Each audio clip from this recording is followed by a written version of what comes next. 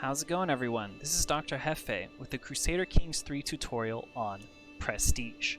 Now, prestige is a currency similar to piety, where not only can you bank it to spend it on different effects, but also gaining prestige gains you progress towards levels of fame. So similar to how piety, levels of devotion, would increase clergy opinion, meaning your religious counselor as well as head of faith, prestige's levels of fame increase secular opinion, which is basically everyone else who's not clergy. It also increases the number of knights.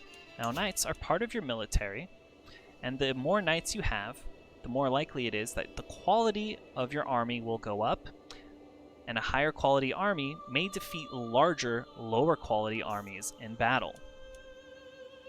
Now let's look at what these different levels of fame gain you before we look at how you can spend your prestige.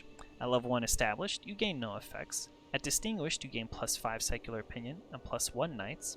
At illustrious, you gain plus 10 opinion and plus 2 knights.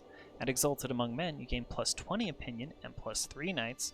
And at living legend, the highest level, the celebrity status, you gain plus 30 opinion and plus 4 knights. Now, to see how you can spend prestige, one of the most obvious ways that you're going to be spending your prestige is in wars. Every time you declare war that is not a holy war, you're going to be pressing claims for prestige. Typically, pressing vassal claims are going to cost more than pressing your own claims. If we want to declare war against our nephew for Lotharingia, it's going to cost us 200 prestige. As soon as we declare the war, the prestige is used. Now say we want to invite our ally, the King of Navarra. We've married our son to his daughter in order to gain this alliance. We might as well call him into this war. It's going to cost us 350 prestige to call this king into our war. This amount of prestige cost changes based on the rank of the ruler you're calling into war. A king will cost more than a duke more than a count, and so on and so forth. Let's call him to war, and once he accepts, we'll see that we spend that 350 prestige. Other ways that you can spend prestige is in decisions. So, say that we have a large army, but maybe some of our knights have been killed in battle. We need more. We can invite more knights to our court by spending 150 prestige. Say we want claims on neighboring lands, we can invite claimants for 750 prestige. There's also major decisions, such as founding new empires, which cost a lot of prestige, as well as other decisions that may be only found for certain characters and cultures, such as restoring the Holy Roman Empire. Now, there's another cost for prestige, which includes changing laws. So say we want to go from low crown authority with autonomous vassals, we can go to limited crown authority, which will cost 718. And as we keep increasing crown authority, it's going to, again, cost more prestige. For succession law changes, it's also going to cost prestige. Not only do you need your powerful vassals to approve, you also need the prestige to pay for it. This includes succession laws as well as gender laws. Another way that you're spending prestige is if you lose a war. Say we click on this war that we've just started. If we surrender, we're going to pay money to him as well as spending prestige. If we're able to enforce our demands, we can gain fame, and our allies will also share in some prestige. So, whether you're in a war, you usually want to try and win it, even if you're the war leader or an ally. That's another great way to gain prestige. Let's talk about other ways of gaining prestige. The basic ways are the titles that you hold. Held counties give you 0.2, held duchies give you plus 0.4, kingdoms plus 0.8, and empires plus 1.6. There's also traits that can give you prestige, such as being impatient, which gives you plus 20%, as well as arrogant, which gives you a flat plus 1.0 prestige.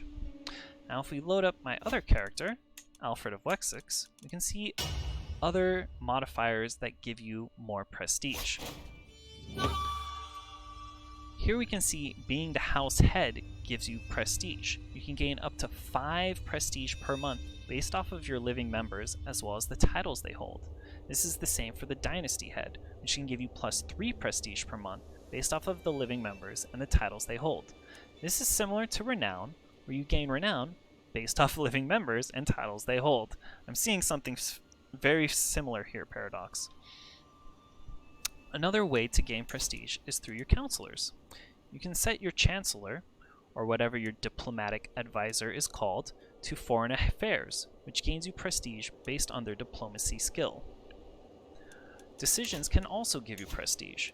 Hosting feasts and calling hunts will give you not only different events during these feasts and hunts that can gain you prestige, but at the end you will end the feast or the hunt and gain prestige. Other ways are creating a cadet branch if you are not the dynasty or house head. Winning wars are a great way to gain prestige. You can also look into the lifestyle focuses. Just as learning with the theologian tree can gain you prestige, you can also look at diplomacy with the majesty focus to give you +1 flat prestige. Firm hand will give you prestige based on your dread. Inspiring rule will give you prestige bonus based on every powerful counselor you have on your council. Praetorian Guard gives you prestige based on the number of knights you have. Rewriting history, sorry, I said rewriting, I meant writing history, allows you to commission epics, so you can trade gold for prestige. Finally, you can unlock the August trait, which gives you another +1 prestige per month. In the martial tree, you could also unlock the gallant trait after going down the whole tech tree, which gains you +20% prestige per month. Also, in marriage, you can gain prestige. Choosing your spouse and what house they're part of will determine how much prestige your children will gain. If we marry our son to someone of some random house, House Yorling, they will lose 200 prestige. However, his wife will gain 900. Let's choose a different spouse. If we marry him to, let's say, my niece, a member of my dynasty, we can see that he gains 600 prestige and she'll gain 600 prestige. You can increase the amount of prestige you're born with, as well as the amount that people marrying into your dynasty will gain by changing your level of splendor. Currently, at significant, children are born with 600 prestige, and marrying into this dynasty gives +500. Once we reach famous, children will be born with 700, and marrying will gain +600, all the way up to the final level, legendary, where children will be born with 1000 prestige. There's also duchy level buildings, such as the leisure palaces, which will give you prestige. Starts at +5%, and as you upgrade it, it can go all the way up to +15% prestige per month. Another way to gain prestige is through creating titles. Creating the Kingdom of Scotland, for example, would give +400 prestige. The level of the title that you're creating determines how much prestige you get. You gain more for an empire, less for a kingdom, and least for a duchy. Counties cannot be created. They're always there. Well, this is my tutorial on prestige. Let me know if I missed out on your favorite way of spending or gaining prestige. I hope that this tutorial helps you on your way to become the living legend, the celebrity of your game. Follow me for more Crusader Kings 3 tutorials, and as always, I hope you enjoy this game, and do remember to take care of yourself.